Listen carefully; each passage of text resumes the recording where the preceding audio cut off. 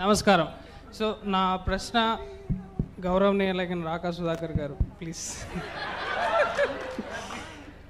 And గౌరవనీయులైన professor Nageswararao గారికి వక్ఫ్ board గురించి, మదర్సాల గురించి, రాజ్యాంగం గురించి ఇలా ఉండాలి అలా ఉండాలి అని చెప్పిన మీరు, నాకు ఒక క్వశ్చన్ ఉంది.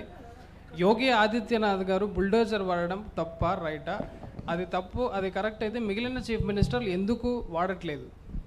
పార్లమెంట్లో నరేంద్ర మోడీ గారిని చట్టం చేయమంటాం.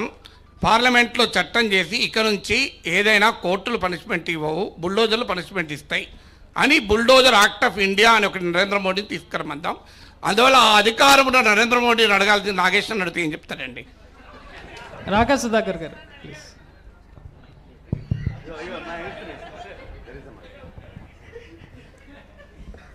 నిజానికి బుల్డోజర్లు నడిపించాల్సినటువంటి పరిస్థితి ఈ దేశంలో రాకూడదు. ఈ దేశంలో ఉన్నటువంటి మతాలు, కులాలు, వర్గాలు, వర్ణాలు అందరూ కలిసిమెలిసి జీవించే పరిస్థితి రావాలి. సో ఈ దేశంలో బుల్డోజర్ నడిపించే పరిస్థితి రాకూడదు. ఆ పరిస్థితి కోసం మన ప్రయత్నం జరగాలి. ఆ ప్రయత్నం చేసేటటువంటి ప్రక్రియలో భాగంగా కొంతకాలము బుల్డోజర్ నడిపించాల్సి వస్తే నడిపిస్తే కూడా తప్పులేదు.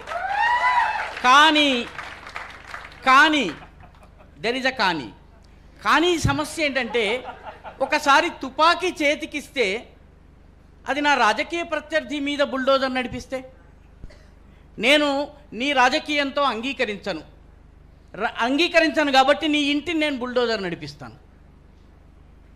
ఇది మనం అంగీకరిస్తామా? నేను బీఆర్ఎస్ని అంగీకరించను, నేను బీజేపీ కార్యకర్తని కాబట్టి బీజేపీ కార్యకర్తని కాబట్టి నా ఇల్లుని బుల్డోజర్ నడిపించాడు అనుకోండి, రేపు ఇది ఆమోదిస్తామా? కాబట్టి బుల్డోజర్లు అనేవి తాత్కాలిక పరిష్కారాలు, కొన్ని రోజుల పరిష్కారాలు మాత్రమే. శాశ్వతమైన పరిష్కారం ఎప్పుడు వస్తుందంటే హిందువులు, ముస్లిములు, క్రైస్తవులు, సిక్కులు, మిగతా అందరూ కలిసిమెలిసి జీవించటం నేర్చుకున్న రోజున వస్తుంది. నేర్పించగలిగేటటువంటి పాలకులు కావాలి. ఆ సమయంలో కొద్దిగా 4 దెబ్బలు వేసినట్టుగా 2-3 బుల్డోజర్లు నడిపించవచ్చు, కానీ ఇది శాశ్వత పరిష్కారం కాదు. ఇది ఎందుకంటే ఇది మనం ఒక్కసారి అంగీకరిస్తే రాజకీయ ప్రత్యర్థుల మీద, డబ్బుండి నా పార్టీకి డొనేషన్ ఇవ్వని వాడి మీద, నా ఇల్లు నచ్చదు, నా కార్పొరేటర్కి వాడి అప్రోచ్ రోడ్డుకి అడ్డంగా ఉంది కాబట్టి బుల్డోజర్ నడిపిస్తాడు. దీన్ని మనం సమర్థిస్తామా? ఇది మనం ఆలోచించాలి. ఎందుకంటే తాత్కాలికమైనటువంటి ప్రయోజనం కలిగించేటటువంటి కొన్ని టెంపరీగా మనకు అది రిలీఫ్ కల్పిస్తుంది, కానీ దానివల్ల నష్టం ఉంటుంది. మీకు ఒక చిన్న ఉదాహరణ ఇచ్చి నేను ముగిస్తాను. 1857లో 1857 ఫస్ట్ వార్ ఆఫ్ ఇండిపెండెన్స్ అని దేన్నైతే అంటామో, దానిలో ముస్లిములు యుద్ధం చేయాలని నిర్ణయించుకున్నప్పుడు, హిందువులు కూడాను బ్రిటిష్ వాళ్ళకి వ్యతిరేకంగా యుద్ధం చేయాలన్నప్పుడు హిందువులు, ముస్లింలు కూర్చుని నిర్ణయించుకున్నారండి.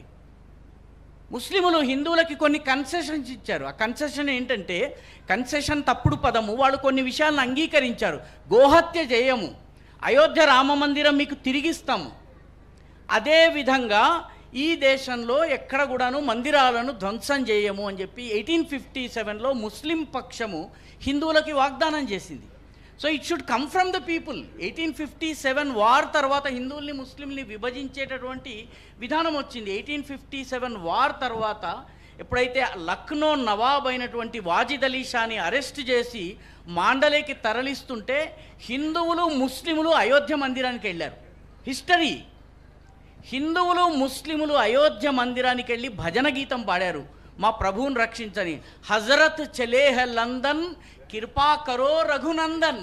ముస్లిములు అయోధ్య మందిరానికి వచ్చి, ఏ మందిరం మీదైతే 500 సంవత్సరాల వివాదం జరిగిందో, బాబరీ కట్టడం అని తర్వాత మనం పేరు పెట్టారో మన దగ్గర ఉన్నటువంటి కుహనా సెక్యులర్ శక్తులు, అక్కడికి వచ్చి ముస్లిములు పాడిన భజన ఏంటంటే హజరత్ అంటే మా రాజుగారు, చలేహ లందన్ కృపా కరో రఘునందన్ అన్నారు. కాబట్టి కలిసి ఉండే విధానాలను అన్వేషించాలి, అవసరమైన మేరకు చేయవచ్చు, కానీ బుల్డోజర్లు శాశ్వత పరిష్కారము కాదు.